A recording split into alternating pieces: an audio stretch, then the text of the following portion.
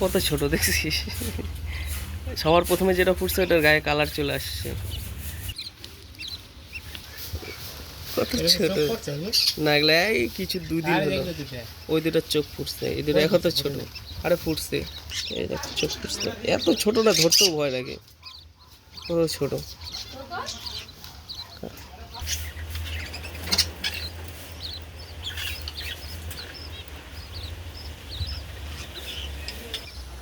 ঘর যদি এখন খালি সব 2 দিন 3 দিন পর পর ঘর পরিষ্কার করতে হবে জানিস।